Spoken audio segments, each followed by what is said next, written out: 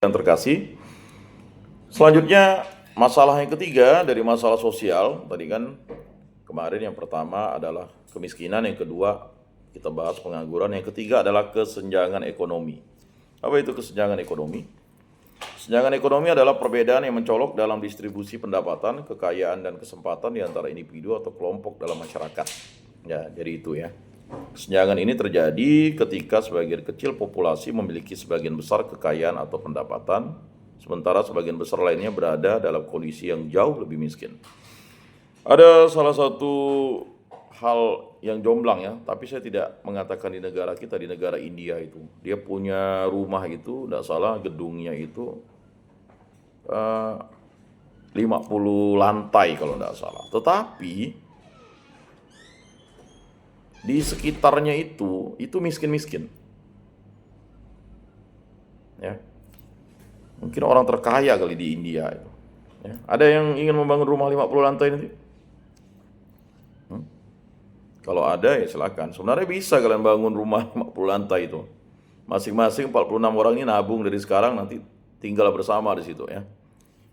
Lah, apartemen misalnya, ya kan? Di Jakarta lahan sedikit, tapi mau tinggal di pusat kota ya tinggal di apartemen. Sedangkan di kota-kotanya udah ada, ya. Kalian lihat rusunawa yang ada di Untan, atau kalau kalian pergi ke Jeruju itu ada, ya, rusun-rusun untuk orang-orang yang penghasilan sedikit. Udah terjadi kok. Nah ini bisa terjadi kan? Dan itu sudah terjadi di kota-kota besar. Karena tidak mungkin kalau mau memiliki lahan di kota besar ya udah tidak mungkin. Akhirnya terjadilah yang namanya rusun-rusun itu ya. Rumah susun. Nah, kesenjangan ini terjadi ketika sebagian kecil populasi memiliki sebagian besar kekayaan atau pendapatan, sementara semakin besar lainnya berada dalam kondisi yang jauh lebih miskin. Kesenjangan ekonomi menjadi masalah sosial yang serius karena berdampak pada berbagai aspek kehidupan, termasuk stabilitas sosial, akses terhadap layanan dasar, dan kesempatan ekonomi. Jadi saya agak cukup cepat di sini karena sebenarnya ini mengapa kita harus belajar ini juga, karena kita adalah sarjana pendidikan agama Katolik yang nantinya akan juga memahami ini, ilmu sosial dasar ini ya. Lalu faktor-faktor penyebab kesenjangan ekonomi. Yang pertama, akses terbatas ke pendidikan dan keterampilan. Ini sering terjadi. Makanya ya terima kasih kalian yang mau kuliah, punya semangat kuliah ya. Tapi kalau datang kuliah di sini hanya sekedar main-main ya, hanya untuk status, hanya sekedar untuk menyenangkan orang tua, bahkan ada yang masih kuliah karena terpaksa. Ya kan, wassalam kata orang ya. Jadi kalian akan bisa DO nanti. Ya, tidak serius dari sekarang. Ya, saya katakan berapa buku yang harus kalian baca di semester 1 nih? Ya kan? Berapa buku? 100 buku? Kurang, 1000 buku. Ya. Jadi, saya masih melihat tuh main-main, kejar-kejaran. Lah, mahasiswa mainnya seperti itu. Emangnya waktu pas santai, kalau waktu santai olahraga silakan ya kan, sore ya kan. Jadi ada tuh saya ya, yang datang ke perpustakaan Stakan tuh hanya berapa orang saya lihatnya. Yang lainnya sibuk, ya kan? Sibuk apa? Sibuk ngobrol, ya kan? Ngobrolnya tak jelas. Ya, masih seperti anak SD, SMP, SMA karena polanya beda ya. Kalau di pola-pola sekarang itu pola project ya. SD itu udah pola project, ya.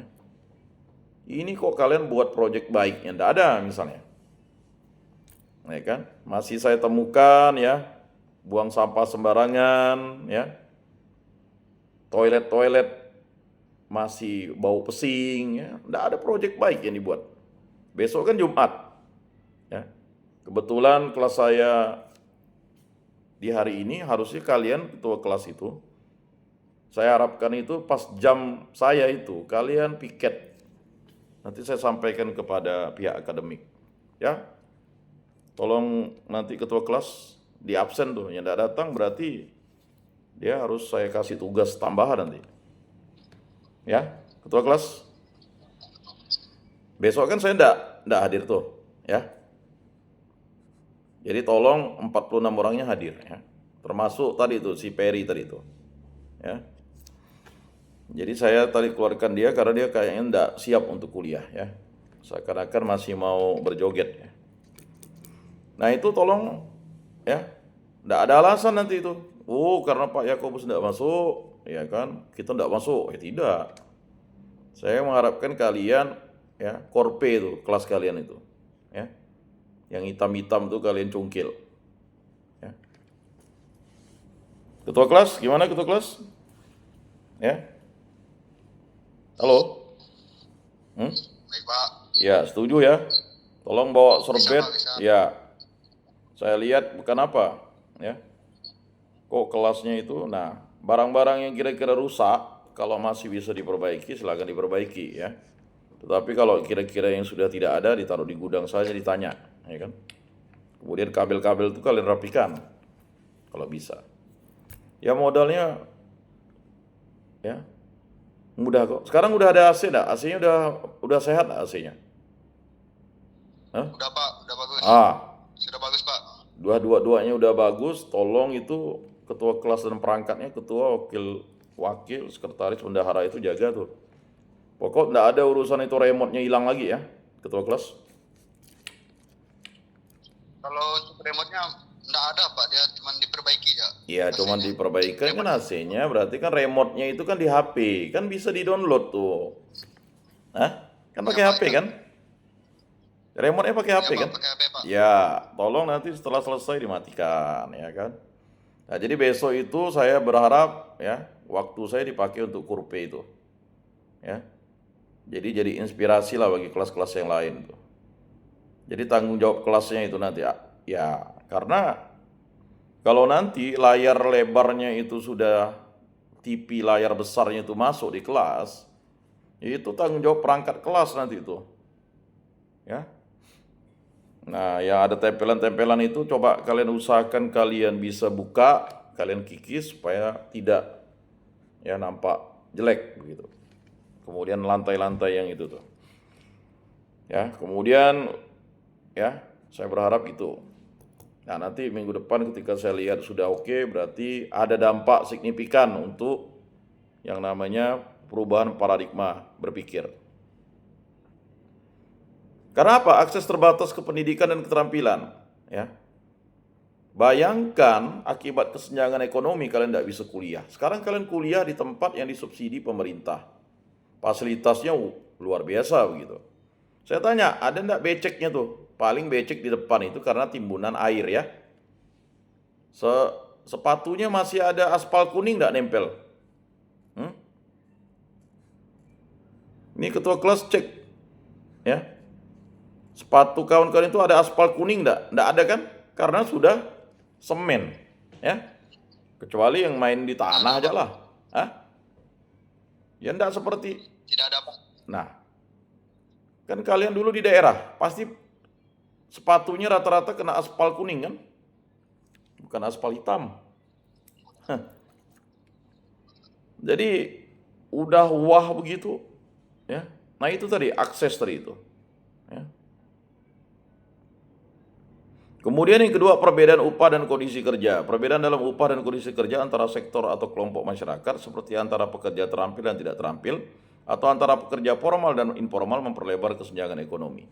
Tahukah Anda ya bahwa sektor-sektor yang misalnya kalau kalian nanti kuliah di Australia, justru kalian akan dibutuhkan untuk sektor-sektor yang sektor-sektor informal, misalnya cuci piring, bersih-bersih kelas dan sebagainya ya.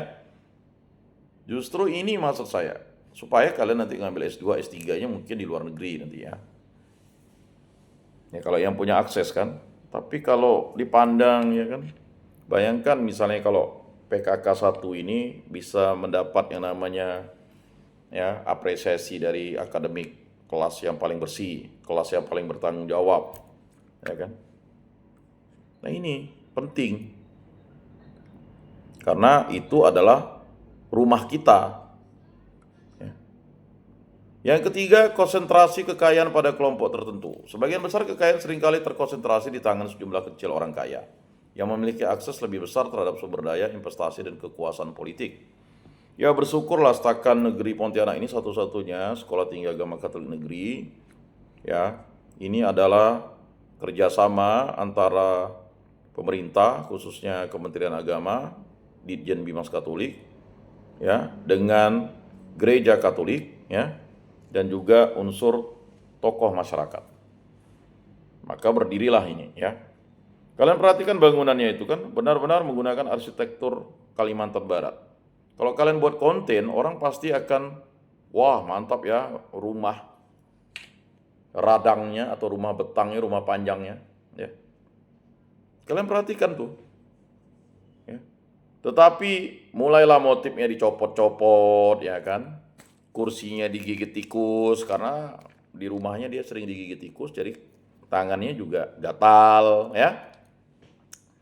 Kursinya mulai bolong-bolong. Oh, bukan kami, Pak. Ya, kalau misalnya dari generasi ke generasi, ya kan. Nah, ini sering terjadi kan. Makanya saya pikir ya kesadaran itu harus dibangun dalam kehidupan sosial kita, ya. Jadi jangan ada vandalisme ya, nulis-nulis I love you di toilet, ya kan. Misalnya ketua kelas senang dengan Veronica, I love Veronica, ya kan. Wah, Veronica masuk tuh di toilet. Siapa nih nulis? Ketua kelas. Wah, ini bahaya nih, ya. Salurkan saja dengan WA, ya, kalau mau coret-coret di HP-mu tuh, ya kan bisa dihapus. Jangan di toilet, ya kan. Ditulis gambar-gambar, ya, kemaluan, ya. Jadi kalau ada saya temukan di toilet itu, wah, di toilet di lantai berapa itu? Waduh, saya sengaja masuk, ya. Ini kok toilet perempuannya ada softtek, ya kan? Waduh, bau pesing. Lalu di toilet itu ada merah-merah, bekas apa nih saya bilang, ya. Saya ingin melihat gitu, Pak. Kalian kan nanti mengajarkan kebersihan tuh anak didik kalian tuh. Hah? Betul ya? Masa guru, ya kan? Bahkan ada puntung rokok, ya kan? Lah, ya. Sampah permen dibuang ke toilet. Waduh, enggak bisa nih, ya. Jadi untuk mengajarkan ini penting untuk kita membudayakan sesuatu yang bersih, ya. Kemudian, ya, faktor-faktor penyebab kesenjangan ekonomi adalah globalisasi dan perkembangan teknologi. Nah, ini globalisasi dan teknologi nih. Sekarang udah mulailah mencari baju Natal kan kalian kan? Nah, udah mulai, ya kan? Nah, Natal udah enggak lama lagi kok. Udah mau masuk masa Advent. Globalisasi dan kemajuan teknologi membawa perubahan cepat di sektor ekonomi, namun tidak semua orang siap atau mampu beradaptasi. Nah, itu. Orang yang memiliki keterampilan atau aset yang sesuai dengan kebutuhan baru ini akan memperoleh keuntungan besar, sementara yang tidak akan tertinggal. Nah, itu. Ya. Jadi penting ya memperoleh keuntungan besar sementara yang tidak akan tertinggal. Kemudian yang kelima, pembangunan yang tidak merata. Daerah perkotaan cenderung memiliki fasilitas yang lebih baik dalam pendidikan, kesehatan, infrastruktur, dan lapangan pekerjaan dibandingkan daerah pedesaan atau terpencil. Saudara-saudara yang terkasih, saya dulu itu anggota perpustakaan daerah ya. Jadi kalau ada buku-buku yang menarik itu saya baca di sana. Nah, saya tidak tahu kalian ini anggota perpustakaan daerah enggak? Itu di daerah Sutoyo dekat rumah Betang ya.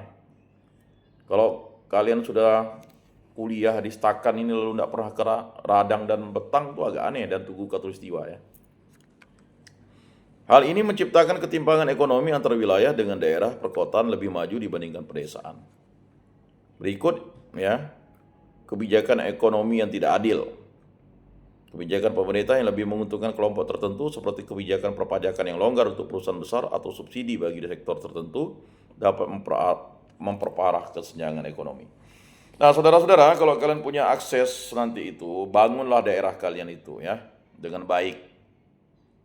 Kalian contoh beberapa daerah yang membangun dengan baik. Ada seorang, dia dikatakan gila karena dia itu merevitalisasi